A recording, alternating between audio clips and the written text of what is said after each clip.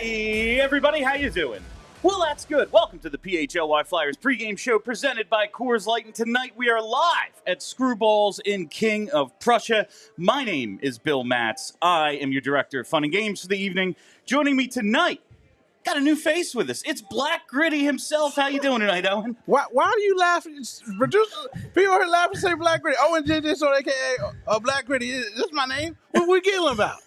It is what it is. You want to be green gritty? We can. We can change these colors up. Everybody get a gritty color. I was wondering. I was like, I'm just going to say it. I think it's okay. I'm pretty sure it's all right. It does feel okay. Most people don't even know my real name. I mean, that's why Owen Tippett's in my heart, because my first name is Owen. There's not that many of us. See what I mean? You got to lay off my guy.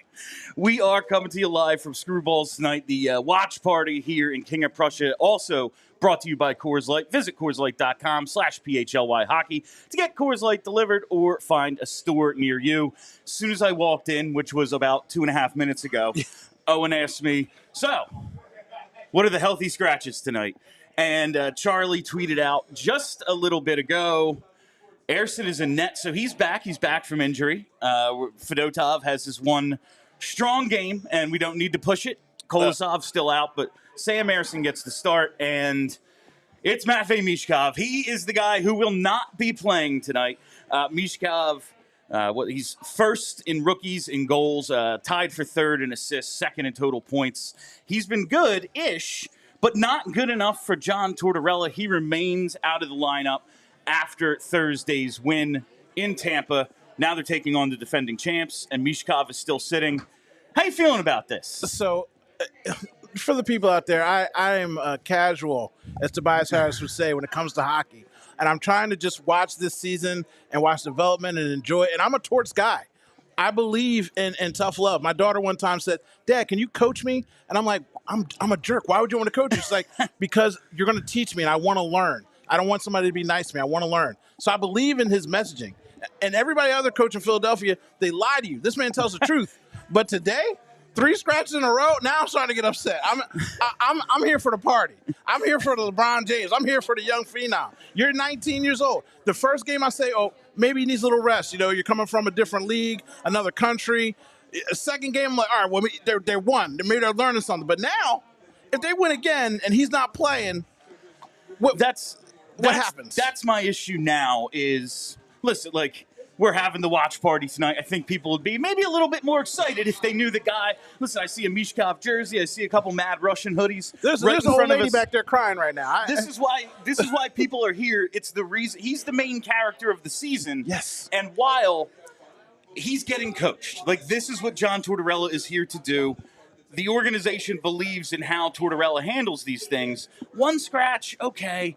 And now you don't want to mix up a winning lineup after you had one of your better games of the season against Tampa. But what happens if they win tonight? Well, you know, we're coming home, and now we can't possibly mess up the lineup again after a win. And what is this season about? They'll be playing, it's the Sharks on Monday when they come back home, and that's the other thing. The home fans, it's one thing when they're on the road, and it's like, yeah, all right, man, I mean, I'll watch on TV. But there's 20,000 people, all of whom paid to see him. Again, I repeat, I'm not a hockey savant, but, like, don't they come on and off the ice? Like, scratching him healthy, like, he can't get 5 minutes in rotation. You don't want to mess up the winning rotation, but they're rotating all the time. So bring him in as not a starter and just work him into the games. 3 in a row is now I got a problem. And that's the, last game they basically, yes, Nick Delorier played. He dressed. He played 5 minutes. Yes. You basically went with 11 forwards, and now you're probably going to be doing basically the same thing against Florida. Now, Florida, they do have some guys who stir the pot. They play a heavier game, so maybe you want Delorier's physicality in there. But what's he going to play? 7 minutes instead of 5? You're basically shortchanging the team if you don't think he's ready for the ice time he's been getting. And he was second among rookies in ice time before a couple of guys played a few games. But, you can't get him 10 minutes. You can't say, all right, go show me if you learned anything from your scratch the other night. And you read off his stat line. It sounds pretty good. Like, I understand he's making mistakes, but those are growing pains with somebody that's young. get him on the ice because that's what I'm here for. Now I got to sit here. Thankfully, we're at a bar and we get to talk to people and watch, but the announcers don't know anything but Michkov. They're out here learning Russian so they can talk about this guy for 2 hours. Now it's 3 games in a row where now you're discussing being without him. It's just an issue because it doesn't make sense at this point. No, it was very clear in the ESPN game the other night. They were prepared to talk about Matvei Michkov and nobody else on the Flyers team. They were like, I don't really know what we should be discussing now. I guess we're just going to talk about the guy who isn't playing. Yeah. And honestly, that's what we're doing as well, with the lineup basically staying the same tonight. It's just disappointing. It's disappointing they can't figure out another way to get what they need out of him. And I get it. He's 19. He's a Russian immigrant. He barely speaks the language. It's not great. Like, if he plays every game from here on out and ends with 80 games played on the season, we'll look back at November and go like, who cares? But still, we're here tonight and we want to watch this guy. He's not on the ice. And you can learn by watching. But I got to believe you can learn by doing just the same. If you can't reach this kid, how many times are we going to do this season is my concern, more than 1 or 2 games here or there. So you do a show like what, 3 or 4 times a week? It's 5 days a week. 5 days a week, right? So let me just go ahead and cut out 3 days where you sit on here and don't talk and everybody else speaks. You're going to learn from watching, being a part of the show, but not be there. And at what point are you going to get annoyed for the fact that I'm showing up? I'm coming into work. I don't get to participate. Why am I here? I could have watched from home if you want me to watch in the press box to learn. Like, at some point, this kid, you don't speak Russian, I'm sure he's cussing you out 5 ways to Sunday at this point, because there's a limit to where, hey, coach is being tough on me. I'm going to have this attitude of, I'm going to show you when I get back in. And then there's the attitude of, I'm checking out. And again, I'm a torch guy. I like the rough love. I like the fact that he's a straight shooter. And I said he's going to be here no matter what for the whole year. But you can't lose this kid, because at this point, when does it end? And I just don't want to create a situation. We're all a little on edge after the Cutter Gauthier situation. We have this one blue chip prospect upon whom the entire rebuild really rests. Yes. I don't want to piss him off. And I don't think 1 or 2 scratches is going to be like, well, I'm out of here. I don't think that's what's going to happen. But I just don't want to create a situation where he's unhappy. Alexei Kolosov, we already saw him kind of waver at one point. I don't need this. I want to talk about the best player on the team, because that's what he's been for a majority of the season, on the ice, continuing to progress in front of us. And you're making the conversation all about him by having him not be there.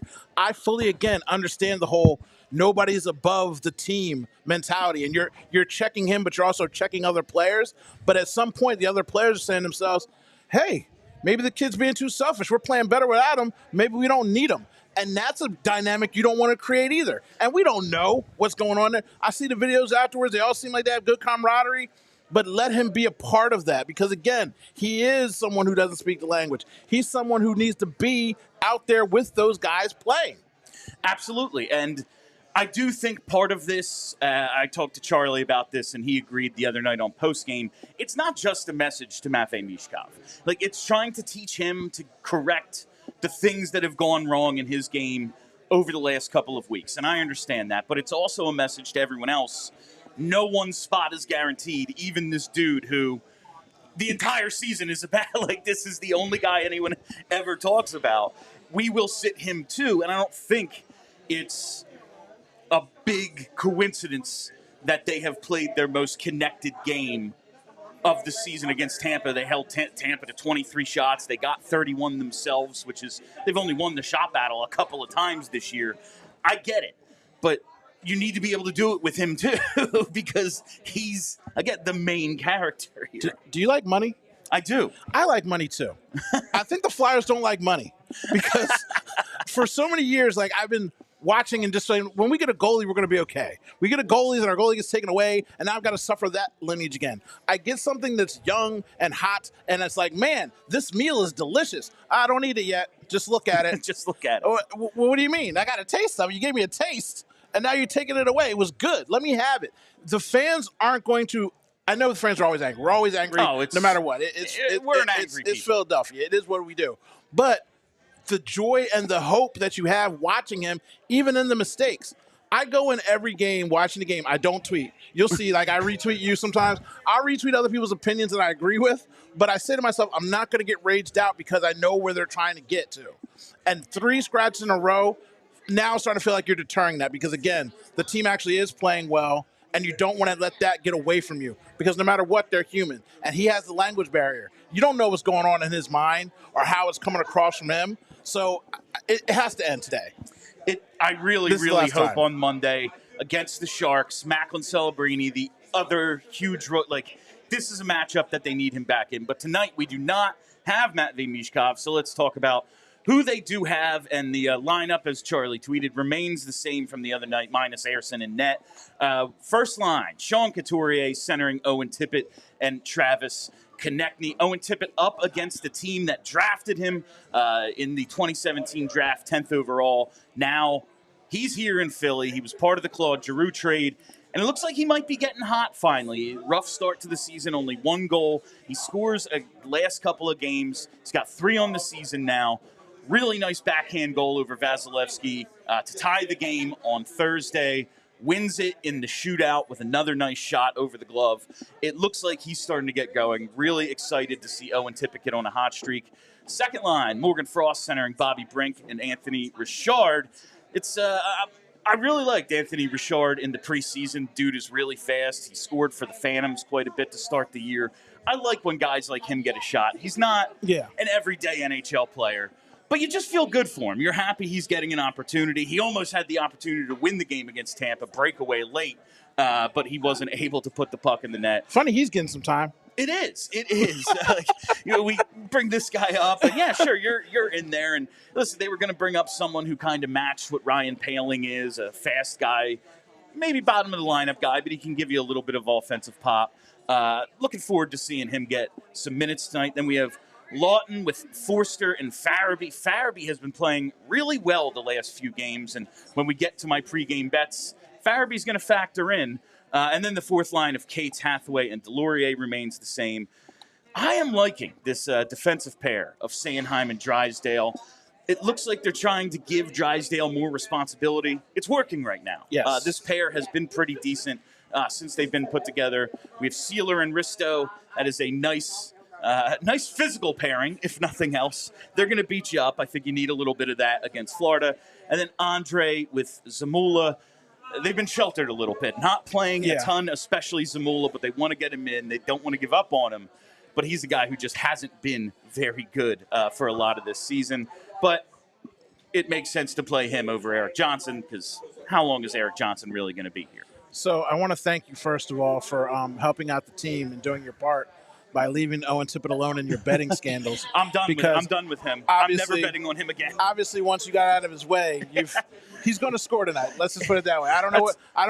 We didn't do pregame talk, but I just don't put any money out there on Owen and let him go out there and do his thing tonight. I feel like he's going to have a lot of juice.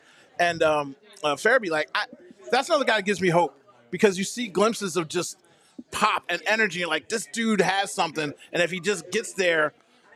These are the things that we need to have the building blocks out of the progression to get where we want to be. So don't be angry right now. That's all I can tell you. Just try to enjoy the ride. I know Torts is making it tough right now. The way they were playing early on, it was like, all right, well, maybe the best thing for this team is to be bad, get another good draft pick, add some talent to this team that clearly needs it. But the problem is, they can lose. But a lot of these guys, we're going to need them to be good. It's not just Michkov, and we're going to get 17 new dudes in a couple of years. Yeah. Some of them have to be pieces, and everybody started the season cold, and that's just discouraging. Now we're starting to see a couple of these guys like Owen Tippett. As soon as I stop betting on Owen Tippett, he comes around. Joel Farabee hasn't really been able to get the offense going, but it's not for lack of trying. He's creating opportunities. He's getting things done, and that gets us to our pregame bets tonight. This pregame pick segment is brought to you by Bet365. Use code PHLY365 when you sign up. Whatever the moment, it's never ordinary at Bet365. Must be 21 or older and physically located in Pennsylvania. If you or someone you know has a gambling problem and wants help, call or text 1-800-GAMBLER. My biggest gambling problem, betting on Owen Tippett. But we're not doing that tonight. No, you're not. You're not. For the simple fact, maybe he's had good success against Florida, team that traded him away, never really gave him a steady shot. That always gives guys a little extra juice. He cares. 5 career games against Florida, no goals, 1 assist. I bet you he does it tonight because that's what he does. He scores in bunches, but I'm laying off. Yes. My only bet tonight, Joel Farabee, anytime goal, plus 325. We are going with Joel Farabee to score because he's been close. He's been close the last few games, and I think he can finally get one in the net tonight. Like I said, I got 3 guys in my heart that I'm focused on. Owen, Farabee, Michkov. Because, again, what you said is I can't have the team be the worst team in the league.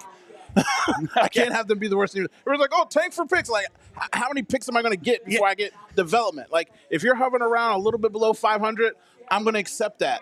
You know what I mean? While we find a goalie, while we find who's in what place. You know what I mean? We're bringing up everybody from the 32 G leagues to give them 5 minutes on the ice. So maybe we'll find somebody that pops and can help us build to the future. But, Farabee, that's a good pick tonight. I like that. I like Farabee. He's been good. I think he finally gets one tonight to break his little cold streak that he's been on. And I'm looking forward to this one because the Florida Panthers are a damn good team. Back-to-back Eastern Conference titles. They win the Stanley Cup last year. Almost blow a 3-0 lead in the final, but they win that Game 7 against Edmonton. And they right now have, 4 guys scoring at least a point a game pace. Sam Reinhart, now on the big contract, hasn't slowed down. He's 11 goals, 22 points in 14 games. Bennett and Anton Lindell both have 14 points in 14 games. And Matt Tkachuk, even though he got injured at one point, 10 points in 9 games. He's back in the lineup. He's been good for them. Florida is really good, 5th in the league in scoring, middle of the pack in goals given up, but this Flyers team really struggles to create offense, so it's not as, they're not great defensively. Maybe we could take advantage. That will be surprising. They give up just about 30 they get just about 30 shots a game, middle of the pack there, but they only give up 28. Flyers give up around 27, so it's 2 pretty good defensive teams going head-to-head tonight. I think this is going to be another low-scoring game, Owen. So you're saying there's a chance. So you're saying we have a chance. It's one of those things where the team is good, but when you look at the stats, if you didn't know what the team was, if you look at the stats, they've got opportunities to go in and sneak out a victory, especially because it's going to be low-scoring. The problem with the Flyers right now is when the game gets out of control and they get down too big. So I like tight games. I like the fact that they don't shoot a lot, so it minimizes their opportunities. Hopefully we can sneak out with a win tonight. Actually, see, this is the thing. Then let me be Negadelphia for a second. Lose this game by 90 so I can get Michkov back on the ice. You know what I'm saying? Never mind. I apologize. It's a blowout. You're going to see the highest scoring game you've ever seen in your life in hockey because at this point we've got to do something to make a change. That's the Flyers' identity at this point is if they turn the game into a rock fight and maybe keep it tight the way they did against Tampa, they can win 2-1. Yeah. That's who they are. I think in 3 of their 4 wins this year, they have 2 goals. Yeah, they can win in a phone booth. If they're fighting in a phone booth, they're good. Yes, they like tight fights. That's who they are. That is their identity this season. But they've just had a lot of games where, especially in that second period, I think on Flyers Daily, Jason Martinez updated us. They're now minus 12 in the second period. Like, they've only played 14 games, and they're somehow minus 12 in the second period. They've just let that period get away from them. 1 goal, okay, and then 90 seconds later, they give up another one. Suddenly, you're down 2, and this team doesn't create a ton of offense. It's not who they are. It's just very difficult for them to come back in those situations. So they need to play tight defensively, and I guess that's why one of the reasons Michkov is out of the lineup. But how many goals does Michkov have this year? It was 4 goals, and 10 points. So, he creates. He does the thing this team can't do. It's this weighing of who they are and how they play well versus, like, what are we trying to do? Win or develop? And his mistakes, I feel like it evens out 50-50 to what the positives that he's bringing are. So, again, the 2 sits, okay, fine. Now it's like, get back in here and show me if you've learned something. At what point do you put him back in and see if he's learned from the sit? You know what I mean? Like, I want to know how he did on the quiz because Tortorella said he wants him to go up there and watch the game. He's had too many times where it's like, yeah, he watches the highlights of his shifts, he watches stuff on his phone, he watches the film, but maybe just the whole flow of a game he hasn't sat down and watched. So Torts told the media, he doesn't know this, but I'm going to quiz him. I would love to know the results of how that quiz went. I suppose this morning, maybe in film this morning, they asked him different questions about what happened at the game. So you're a man of the people. You're not in the streets as much as me, but I'm going to give you a job. Go find his interpreter. If we can get some leaks in here and find out some key information, because it might be lost in translation. You know what I mean? Torts might be misunderstanding how much he sees and what he values out there on the ice, because there's a disconnect somewhere, and it's got to get fixed ASAP. Like you said, at the end of the season, this won't be a big deal. But right now, this is a day-to-day thing. Like, I'm going to be mad in November about things happening. Yeah. Maybe in March I'll forget all about it because I'm like a goldfish that way. We don't have anything else to think about. Yeah, we won't. And everybody else talks about it. It's not just us. Like, we started the show 10 minutes talking about it. You're doing that to national broadcast media. Yeah. You're doing it to local media. They want to make money. Hockey is already a struggling sport. Give us the food. We want it. We absolutely do want it. Before we wrap up tonight, I want to hit these super chats, and I'm hearing that we have a Neil Dexter super chat. So let's hope that he has that he also has a goal bet for everyone who wants to fade me, because you should. I'm terrible this year. Okay, Neil Dexter. We're so back. Coots was buzzing last game. Would love to see something from the captain today. So he's not predicting no Neil Stradamus tonight, but he thinks that we might see a strong game from Sean Couturier. So for everyone out there who doesn't have their goal bets in, their props tonight, maybe think about what Neil Dexter says, because he's been way better at this than me this year. He's hooked on a feeling. Yeah, and I think we have one more super chat from Adam S.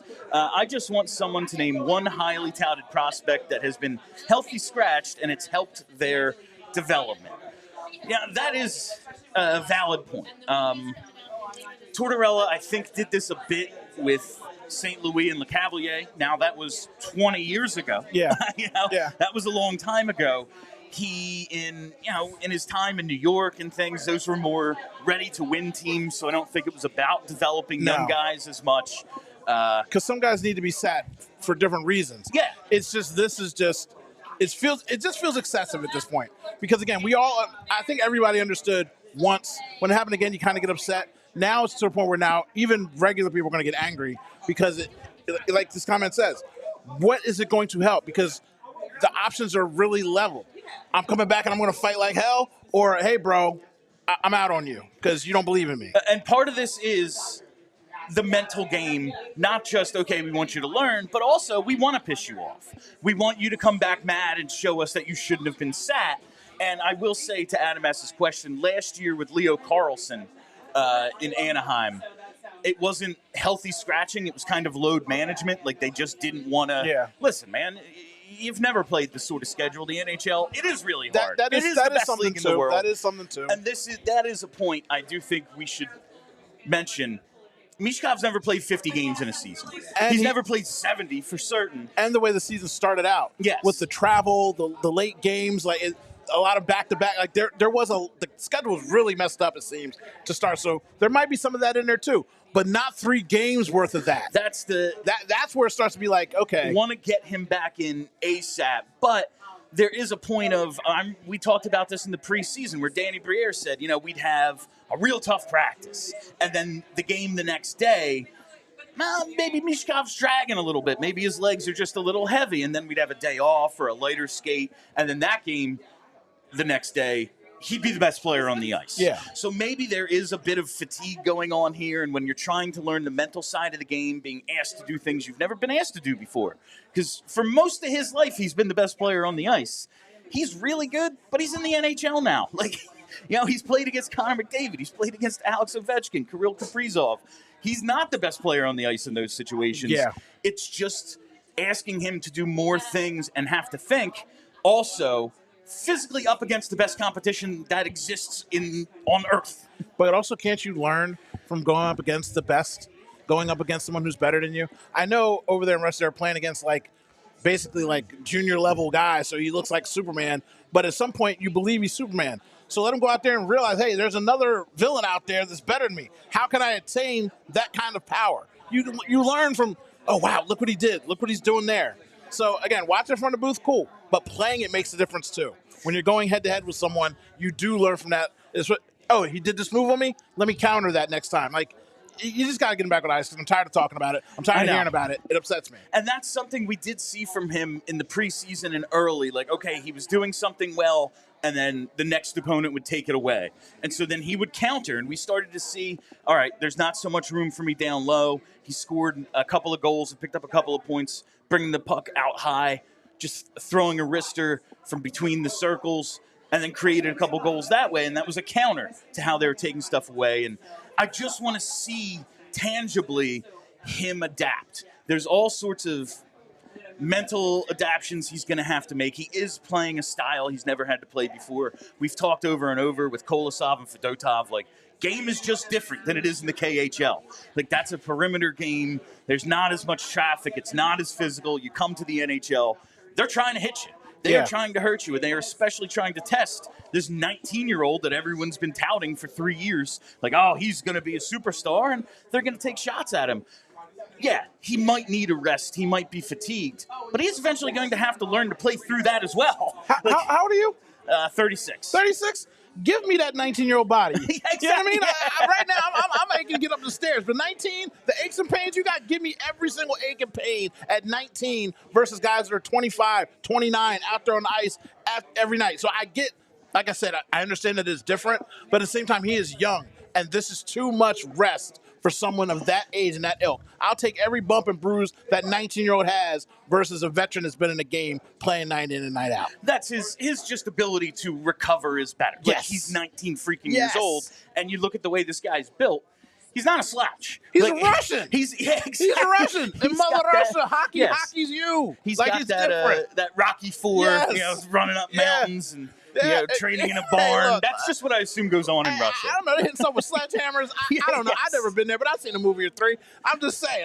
Haircuts are all the same. Like, he's too young to have this much rest as it were. Because, again, I accepted all that for 1 and 2 scratches, but 3 in a row, you can't say it enough. Make it end, because we got to watch the game tonight. It's a national game. We do got to watch the game tonight. I am very much looking forward to this, and I'm very much looking forward to hanging out with all the fans that came out here to Screwballs and King of Prussia for our pregame show. Yeah, let's hear it. Thank you all so much for coming out. It is going to be a blast. We will be back with postgame as soon as this thing goes final. So thank you all for listening. Thank you for hanging out. If you haven't already, you know what to do. Hit that subscribe button. Follow us right here on YouTube. Set that reminder bell so you never miss a live show. We'll be back with postgame later tonight. Follow us on Twitter at PHLY_Flyers and follow the podcast wherever you get those. Just search PHLY Flyers. Owen, hell of a job in your first PHLY. What up, michkov? Your first PHLY Flyers broadcast. Really enjoying this. Looking forward to doing postgame. I'm just trying to be like you when I grow up. Well, you know what I mean? That's what everyone's. I'm trying to be like me when I grow up. You're my hockey spirit animal, so I appreciate you. I appreciate you. That's it for us. My name is Bill Matz. That's Black Gritty. Until postgame, let's go Flyers. We all silly like the mayor.